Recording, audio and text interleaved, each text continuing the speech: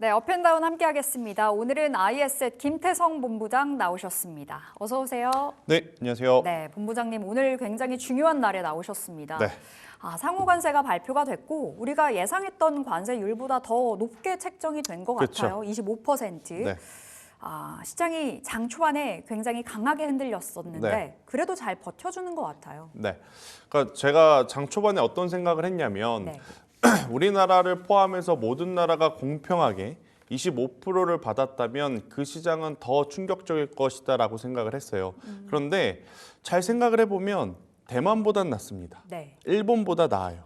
중국은 지금까지 받아온 관세에 플러스를 하게 되면 거의 뭐 100%에 가까운 관세이기 때문에 네. 그 어떤 나라보다 우리나라가 사실 받아내는 관세의 그 압박은 조금은 상대적으로 덜 하다라는 관점에서 보면 그래도 조금씩 희망의 실마리를 좀 찾아볼 수 있는 요소들은 저는 있지 않겠는가라는 의견 한번 드려보도록 하겠고요. 그리고 이제 며칠 전에 수출 데이터를 통해서 우리가 봤죠. 네. 전체 수출 품목 중에 반도체와 자동차가 차지하는 비중이 엄청나게 높다. 그럼 이 두 업종에 대해서 과연 추가 관세를 더 맞을 것이냐 맞지 않을 것이냐 이게 이제 큰 걱정이었는데 정말 다행스럽게도 조금씩 완벽하게 비껴가진 못했어요. 그래도 이제 조금씩 숨 쉴 공간들은 좀 있기 때문에 그런 부분들을 좀 생각을 해서 저는 매매 전략을 힘드시더라도 좀 고민되시더라도 냉정하게 대응한다면 지금 시장 충분히 이겨낼 수 있지 않겠는가라는 의견 드려보도록 하겠습니다. 사실 그 매매 전략이 너무나 어렵거든요. 네. 또 내일이면 윤석열 대통령의 탄핵 선고 심판도 그렇죠. 있잖아요. 그러면 오늘 무언가 제스처를 취하기 전에 네. 내일까지는 좀 기다려볼까요? 담아내야 될 것이 있다면 저는 지금도 괜찮다 생각이 들어요. 그러니까 대만이 왜 관세를 우리보다 더 많이 받은 거에 대해서 우리가 조금 더 좋아해야 되느냐. 네. 그러니까 좋아해야 된다라는 표현은 좀 그렇지만 그래도 상대적으로 어떤 부분을 긍정적으로 봐야 되느냐. 대만은 잠재적인 것이 아니라 대놓고 우리나라 반도체 기업들의 경쟁자입니다. 예, 그렇죠. TSMC가 그렇죠. 있고요. 일본은 대놓고 미국에서 우리나라 현대차 기아의 경쟁사이기도 합니다. 그렇기 때문에 그들보다 우리가 관세를 적게 받았다라고 하면 저는 자동차와 반도체주들은 관심 있게 좀 보셔야 될 것 같고 일단 그중에 가장 우선적으로 반도체는 저는 여전히 지금 관심권에 두고 없으신 분들도 공격적으로 사도 괜찮다라고 감히 좀 말씀드릴 수 있는 섹터일 것 같아요. 네. 왜 그러느냐? 결국 주식의 본질은 실적이 잘 나오는 기업들이죠. 네. 지금 삼성전자, SK하이닉스, 특히나 삼성전자 같은 경우에는 마이크론이 최근에 이 레거시 반도체 가격을 올렸습니다. 그런데 마이크론뿐만 아니라 샌디스크라든지 중국 혹은 중화권의 기업들도 판매 가격을 올렸어요. 이건 뭐냐면 공급자 우위의 시장에 지금 있다는 거거든요. 네. 판가 우위를 한다는 것은 그만큼 자기들의 어떤 제품의 기술력에 자신이 있거나 혹은 지금 수요가 너무 폭발적으로 일어나고 있는데 재고가 없어서일 가능성이 높거든요. 일단 전자보다는 후자의 가능성을 좀 열어두고 삼성전자와 SK하이닉스도 지금 서로 눈치를 보고 있을 겁니다. 과거 같은 경우에는 서로 안 올리려고 해요. 아니 왜 안 올려? 라고 생각하실 수는 있겠지만 반도체 디램 레거시의 시장 점유율을 조금이라도 더 가져오기 위해서 전략적으로 가격을 늦게 올리는 경우도 있었어요. 네. 그런데 지금 삼성전자, SK하이닉스 같은 경우에는 워낙 공급자 우위의 시장이기 때문에 판가를 저는 빠르게 올려준다라고 했었을 때 충분히 이번 상반기를 넘어서 하반기에도 굉장히 좋은 성과를 낼 수 있다. 그렇다면 레거시와 디램의 적어도 이제 전공정 관련주들까지는 네. 저는 지금의 조정을 이용하는 게 맞지 않겠는가라는 의견을 한번 드려보도록 하겠고요. 전공정 관련주들 중에 여러분들이 수주 잔고 늘어나는 기업들을 꼭 체크를 하셔야 될 것 같아요. 당연히 미국 같은 경우에는 캐팍스 투자가 지난 3분기, 4분기 대비해서 올해 1분기 떨어질 수밖에 없습니다. 그런데 반대로 중국 시장의 캐펙스 투자는 지난 3분기, 4분기보다 올해 1분기 더 공격적으로 늘어날 가능성이 높아요. 그러면 여러분들이 바라보고 있는 반도체 IT 장비주들 중에 1분기에 신규 수주가 늘어난 혹은 전체 매출 비중에서 중국 매출 비중이 높은 기업이 있다면 저는 그 기업들 지금의 조정은 충분히 이용해 보셔야 된다라고 네. 좀 말씀드릴 수 있을 것 같고 그러면 어떤 장비주들을 원하느냐? 어떤 장비주를 봐야 하느냐? 결국 1순위는 주성 엔지니어링을 꼭 보셔야 될 것 같고요. 2순위 같은 경우에는 저도 굉장히 고민을 많이 했지만 넥스틴과 같은 기업들 한번 보시는 게 좋을 것 같고 이제 3순위 같은 경우에는 이제 테스와 같은 기업들도 보시는 게 맞지 않나라는 생각이 듭니다. 여기에 지금 아마 많은 분들이 기대했던 왜 원익은 빠져 있어? 네. 혹은 왜 HPSP는 왜 말을 안 해? 이렇게 생각하실 수 있는데 사실 원익그룹주들은 삼성전자가 과거에 움직일 때 가장 밀접하게 움직였던 기업들 중에 하나예요. 근데 최근 삼성전자 움직였을 때 원익그룹주들이 그렇게까지 강하게 움직여주지 못했거든요. 그렇기에 제가 이제 후순위로 좀 두고 오히려 주성엔지니어링을 좀 많이 말씀을 드리는 거고 네. HPSP 같은 경우에는 이대주진 한미반도체가 지난 3분기, 4분기, 올해 1분기까지 계속해서 비중을 줄여가지고 왔습니다. 그러면 어떻게 보면 개인 투자자들보다 한미반도체가 이 반도체 산업에 대해 우리보다 더 많이 알 텐데 그들이 HPSP의 비중을 줄인다? 당연히 투자자들로 하여금 지금 현재의 밸류가 조금은 고가권에 있구나. 라고 또 느낄 수 있게 되는 부분이라서 수급이 강하게 들어오지 않아서 HPSP는 조금은 더 지켜보는 게 좋지 않겠나라는 생각이 들고 있고 앞선 세 기업에 몇 가지를 더 포함을 해보면 결국 반도체 테스트 소켓까지는 네. 지금의 위치에서 우리가 고려해봐도 괜찮다라는 의견 드려보도록 하겠습니다. 반도체 이야기 집중적으로 주셨는데요. 네. 저희가 안 그래도 반도체 질문을 만들어 놨습니다. 상호 관세 오늘 특집으로 준비가 되어 있는데 반도체 조금만 더 파볼게요. 반도체는 관세 대상에서 제외가 됐고 네. IT 기기는 대상에 포함이 되었잖아요. 애플이 그래서 주가 애프터에서 좀 많이 빠지던데 네. 이 관련한 뉴스에는 우리가 반도체 어떤 접근이 맞을까요? 그런데 이게 바라보는 시각에 따라서 누군가는 말이 된다라고 생각할 수 있고 누군가는 말이 안 된다고 생각할 수는 있을 것 네. 같아요. 기기가 관세에 빠진다 해서 그 기기에 들어가는 부품은 그럼 어떻게 할 것인가? 어떻게 한대요? 이렇게 생각이 있는 거죠. 그러니까 만약 기기에는 관세가 붙고 부품에는 관세가 안 붙는다? 이건 사실 말이 안 되는 거죠. 결국엔 기기에 붙게 되면 그 어떻게 보면 전가가 부품주까지도 다 포함이 되게 되어 있습니다. 네. 그래서 지금 반도체 장비라든지 반도체 소재 부품주들이 힘을 못 내는 거죠. 대표적으로 그럼 애플만 떨어져야 되는 거 아니야? 아니죠. LG 디스플레이 못 올라갑니다. LG 이노텍도 못 올라가고요. 당연히 LG 전자도 올라갈 수가 없죠. 예. 그런 상황이기 때문에 이런 부분들을 좀 잘 체크를 해서 고려를 해야 될 것 같은데 지금 아이폰 같은 경우에는 만약 지금의 어떤 관세를 이겨내기 위해서 판매 가격을 올린다? 네. 엄청나게 비싸질 겁니다.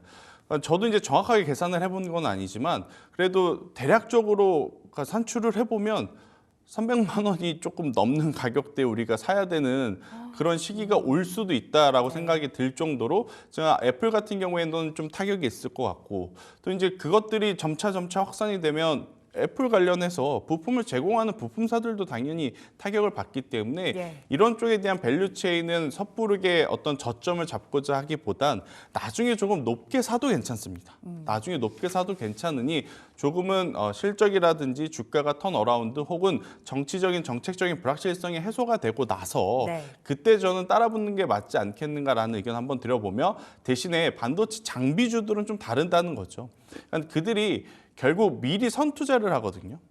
나중에 물량 많이 늘어나고 나서 선투자를 하겠다고 하면 다른 기업들에게 다 뺏깁니다. 네. 그러니까 추후에 물량이 늘어날 것을 대비해서 지금 캐펙스 투자가 들어가는 쪽은 당연히 전공정 쪽부터이기 때문에 앞서 말씀드렸던 강조드렸던 쪽을 한번 더 보시는 게 맞지 않겠는가라는 의견 드리겠습니다. 앞서 말씀 주셨습니다. 본질은 실적이다. 그렇기 네. 때문에 지금 판가 인상이 기대되는 반도체 전공정 쪽으로 주목을 하자라는 말씀이신 거고 그 안에서도 세 종목 언급 주셨잖아요. 주성 엔지니어링, 넥스틴 그리고 테스 종목들 살펴보시면 좋겠습니다. 앞서 자동차도 매수의 관점이라고 네. 짧게 말씀을 주셔서요. 현대차, 기아가 뭐 이중 관세 리스크는 피했지만 뭐 계속해서 노이즈가 나오는 섹터잖아요. 현대차, 기아 자체를 좀 매수 오케이라고 보시는 거예요? 그러니까 같은 매수지만 반도체는 고민할 것 없이 그냥 보시는 게 맞을 것 같고 네. 현대차는 일단 시기를 좀 타이밍을 잘 잡아야 될 것 같아요. 그러니까 왜 그렇게 생각을 하느냐? 결국 자국 내 산업을 지금 보호하기 위한 게 트럼프의 목적이죠. 지금 미국은 사실 제조업이 그렇게 많지는 않습니다. 그런데 네. 이제 상징적인 제조업이 바로 자동차. GM과 포드. 그러니까 GM과 포드를 위해서 이번에 관세 정책을 펼쳤다 해도 과언이 아닐 정도로 그들은 지금 자동차 산업에 정말 집중적으로 관심을 갖고 있는 상황인데 저는 추가적으로 노이즈가 여러 번 더 나올 가능성이 높다는 생각이 들어요. 물론 현대차와 기아가 이것을 빠르게 이겨내기 위해서 우리 가서 30조 투자할 거야. 네. 그리고 우리는 미국에 판매하는 자동차 가격 안 올릴 거야 라는 이야기를 하고 있지만 결국엔 이 관세라고 하는 것이 소비 심리와 맞물려서 좀 해석을 해야 되거든요. 자, 가격이 1,000만 원이 올랐습니다. 우리 지갑은 얇아지고 있고요. 그러면 많은 소비자 입장에서 지금 타던 거 조금 더 타고 나중에 가격이 떨어지면 그때 사야겠다라고 아마 생각하시는 분들이 많을 겁니다. 일반적으로. 그렇게 되면 우리가 예상했던 판매 대수가 안 나와요.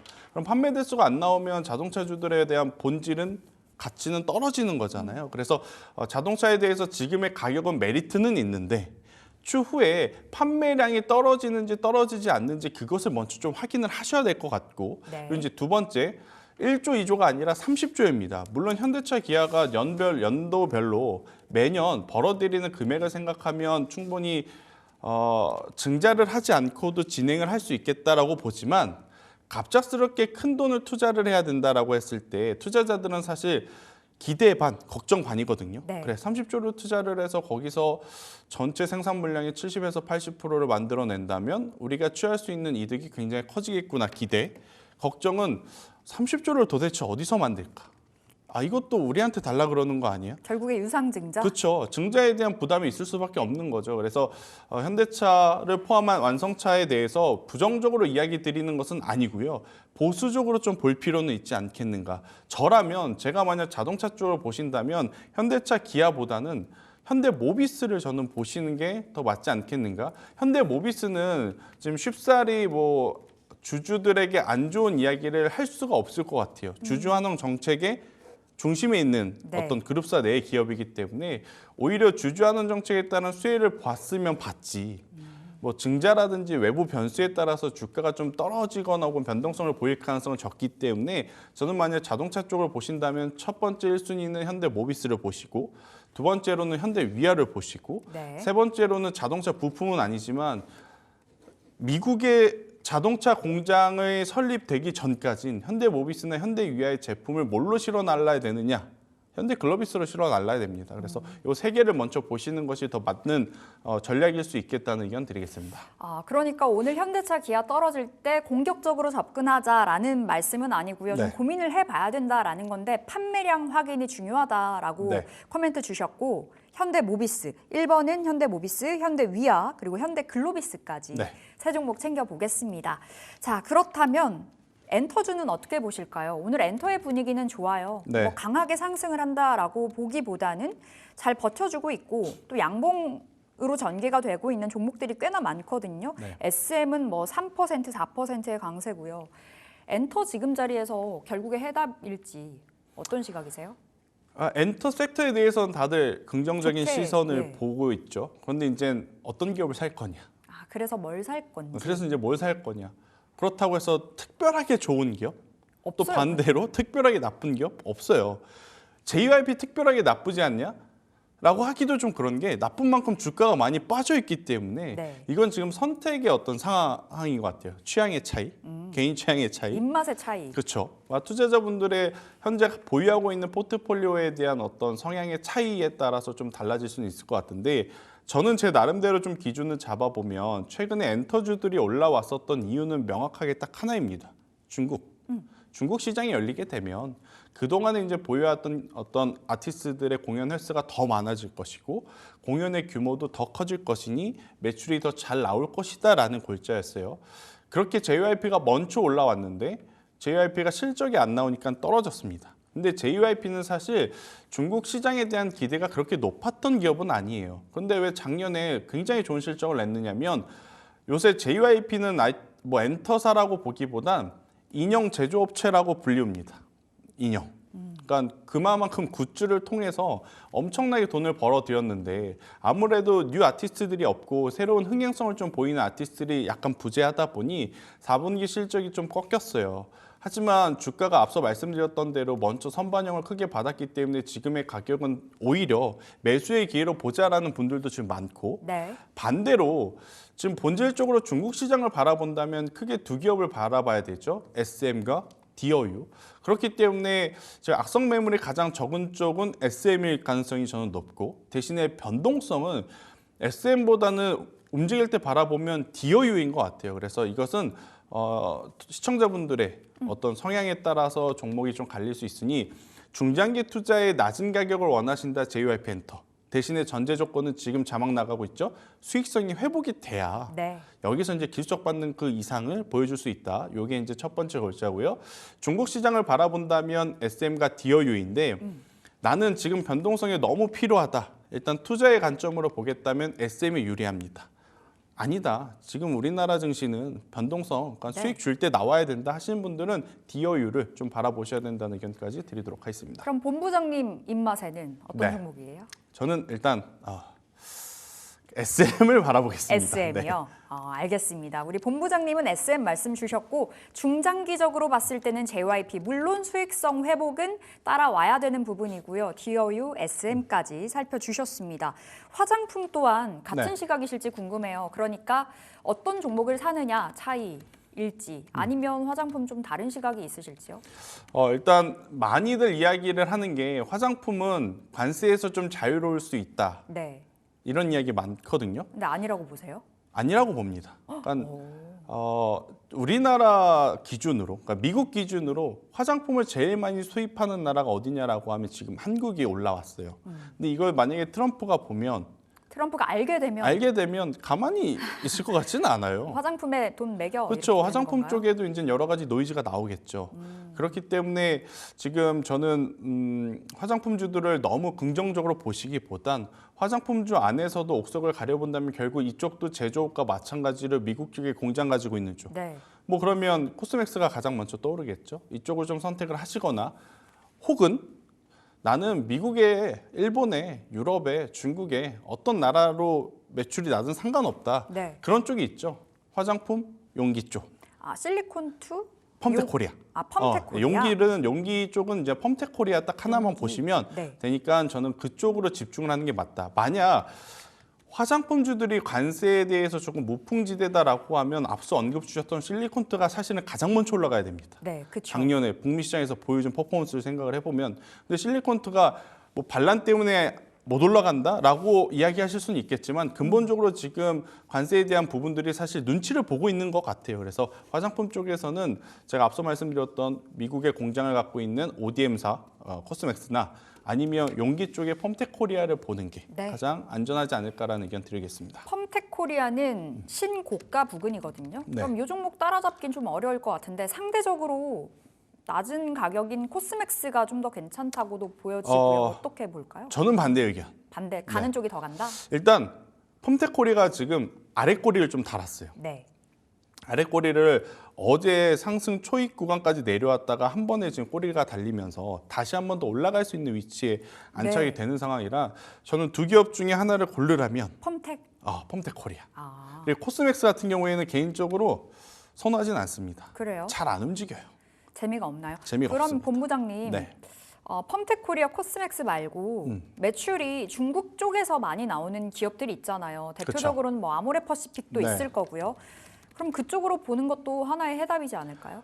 일단 아모레퍼시픽이 움직인다라는 전제 하에 본다면 마녀공장이라는 기업이 있거든요. 네. 최근에 이제 마녀공장이 사실 일본 쪽에도 매출이 굉장히 높은데 중국 쪽에서도 반응이 좀 있는 것 같더라고요. 그래서 낮은 위치 플러스 변동성까지 고려를 해본다면 저는 마녀공장이라는 기업을 한번 체크를 해보시는 것도 괜찮다 생각이 들고 있고 네. 또 중소형주야? 라고 하시는 분들은 그냥 아모레퍼시픽이 가장 좋겠다라는 의견 드리겠습니다. 아모레퍼시픽도 괜찮다라는 말씀을 주셨습니다. 아모레퍼시픽 플러스 마녀공장까지 네. 화장품주 안에서 종목들 받아봤는데 결국에는 시장이 이야기하는 거 내수주에 집중이 되어 있는 기업들을 찾아봐야 될까라는 물음표를 계속해서 던져주는 것 같아요. 네. 그렇게 봤을 때 봐야 되는 섹터 있다고 보세요? 오늘 다코스로 떠오르는 쪽에 한쪽이 있죠. 제약바이오. 제약바이오. 네. 오늘 삼성바이오로직스 가는 거 보고 놀랐어요. 그렇죠. 그러니까 삼성바이오로직스뿐만 아니라 셀트리온도 같이 네. 갑니다. 그러니까 앞서 제가 차 이야기할 때 우리 지갑이 얇아졌다라는 표현을 했잖아요. 그러니까 잘 생각을 해보자고요. 우리가 지갑이 지금 얇아요. 벌어들이는 돈이 없어요. 그럼 차 바꾸는 거 최대한 미루겠죠. 핸드폰 바꾸고 싶은 거 최대한 참고 그냥 쓰겠죠. 안 바꾸죠. 외식하고 싶은 거 일주일에 2번 하셨다면 한 번으로 줄이겠죠. 그런데 아파요. 아픈 거 참을 수는 없잖아요. 약은 먹어야 되니까 아무래도 이제 이런 쪽에 이 미국도 계속 어떻게 보면 신경을 쓰고 있을 가능성이 높습니다. 네. 왜냐하면 트럼프 대통령이 과거의 후보자 시절에 내세웠던 슬로건 중에 가장 강력했던 슬로건 중에 하나가 뭐였냐면 약값 인하였기 때문에 네. 지금 제약바이오까지 관세 이야기를 하게 되면 미국은 큰 타격을 입습니다. 전체 90%의 의약 원료품을 미국은 해외에서 가지고 들어와요. 그럼 거기에 관세가 붙게 된다? 그럼 아무리 자체적으로 미국 내 기업들이 생산해도 판매 가격이 올라갈 수밖에 없습니다. 그럼 그 판매 가격을 오르지 않게 하려면 정부에서 돈을 써야 되는데 그러면 또 힘들죠. 그렇기 때문에 제약바이오는 관세에서 조금은 이제 완화된 어떤 흐름들이 나오고 있어서 오늘 대표적으로 모든 제약바이오가 강한 것이 아니라 이게 처방을 통해서 우리가 이용할 수 있는 것, CDMO, CMO, 삼성바이오로직스, 셀트리온, 세노바메이트로 알려져 있는 SK 바이오팜 이러한 기업들이 움직이는 이유가 앞서 제가 설명드렸던 요인 때문에 오늘 상대적으로 지금 수혜를 받고 있는 상황이니 만약 제약바이오 쪽에서 그동안에 금리 인하 안 하니까 제약바이오 힘들겠다라고 하셨던 분들에게는 네. 금리 인하가 아니더라도 지금 약값 인하에 따른 관세에 따른 수혜도 볼 수 있다. 이렇게 좀 보시면 될 것 같고요. 지금 오늘 내일 지나고 다음 주가 되면 많은 투자자분들이 또 들을 내용 중에 하나가 높아진 관세를 그러면 완화하려면 미국은 방법이 딱 하나 있습니다. 연준이 금리 인하해주면 되거든요. 예. 그러면 이제 투자자들은 파월 연준 의장의 입만 바라보겠죠. 그리고 만약 이렇게 관세에 대한 압박과 전쟁이 조금 더 고조가 되는 상황 속에 연준도 금리 인하를 고려를 할 수도 있겠다는 코멘트가 나올 가능성이 높아요. 그러면 제약바이오는 또 그 뉴스에도 네. 수혜를 받을 가능성이 높으니 만약 포트에 제약바이오가 없으셨던 분들도 제약바이오를 한번 고려해보는 시기로는 적절하지 않겠는가? 일단 오늘의 강도로는 삼성바이오로직스인데 네. 개인 투자자분들 삼성바이오로직스 좋은 건 알지만 비싸요. 막상 사기 비쌉니다. 그렇다면 셀트리온이냐? 셀트리온도 비싸요. 그래서 저는 개인적으로는 SK바이오팜은 그래도 지금의 구간에서 투자를 좀 해볼 필요는 있지 않겠는가. SK바이오팜 같은 경우에는 내정증 신약. 주당 네. 처방 수를 확인을 할 수가 있는데 꾸준히 늘고 있습니다. 그러니까 실적도 나오는 기업이에요. 그렇죠. 그렇기 때문에 저는 만약 제약바이오 쪽에서 하나를 좀 선택을 해본다면 SK바이오팜을 골라보는 것도 또 하나의 어떤 포인트가 되지 않겠나라는 의견 드리겠습니다. 그럼 목표가도 말씀 주세요. 일단 SK바이오팜을 만약에 오늘 이제 공략을 한다면 저는 지금 가격도 괜찮다라고 생각을 해요. 뭐 10만 원이라는 가격대가 이제 라운드 피겨 가격인데 이탈하지 않고 잘 버텨냈기 때문에 그래서 추가적으로 상승을 한다면 저는 일단 1차는 12만 원이라고 하는 목표가를 잡고 대응을 해보자라고 네. 좀 말씀드릴 수 있겠고 만약에 내려간다면 10만 원 손절가 이렇게 잡고 대응하자라는 의견 드리겠습니다. 알겠습니다. 제약바이오 쪽으로 흘러가는 재료들이 이제 탄생을 할 거다라고도 말씀 주셨는데요. SK바이오팜 12만 원 생각을 해보시면서 접근해 보시면 되겠습니다. 네. 자, 오늘의 종목은 SK바이오팜이 아니고 네. 또 우리 김태성 본부장님의 종목 있잖아요. 네. 어떤 종목일까요? 저는 오늘 레이라는 기업을 가지고 나왔는데요. 레이? 그러니까 치과 임플란트 관련 산업을 하는 기업이에요. 일단 과거에 오세 임플란트가 이제 아무래도 섹터의 대장이었을 때는 많은 관심을 보였다가 네. 오세 임플란트가 없어지니까 사실 이쪽에 대한 관심도가 많이 줄었거든요. 그래도 이제 레이 같은 경우에는 봐야 될 요소가 좀 크게 세 가지가 있는데 디지털 영상 진단 시스템입니다. 우리가 루닛, 뷰노, JLK를 통해서 많이 들었던 산업이죠. 여기에 지금 뭐가 이제 가미가 되냐면 AI가 접목이 되면서 미국 쪽에서 이제 판매를 좀 확장할 수 있는 승인들을 지금 받아내고 있다라고 좀 보시면 될 것 같아요. 최근에 이 레이 퀀텀이라고 하는 제품을 미국 FDA 승인을 받았거든요. 그렇다면 지금 우리나라와 중국을 넘어서 레이도 미국 쪽에서 이제 매출을 발생시킬 수 있기 때문에 저는 레이도 굉장히 긍정적으로 볼 수 있다는 생각이 들어서 7,500원이라는 가격대 손절 라인 잡고요. 네. 만약에 추가적으로 상승 시 10,000원을 목표가로 잡고 대응을 해보자라는 의견 드려보도록 하겠습니다. 네, 레이가 현재가 한 8,100원 선에서 거래 이어지고 있는데 목표가 10,000원 잡아보겠고요. 손절가는 7,500원 안내 네. 주셨습니다. 자, IS의 김태성 본부장 인사드릴게요. 말씀 고맙습니다.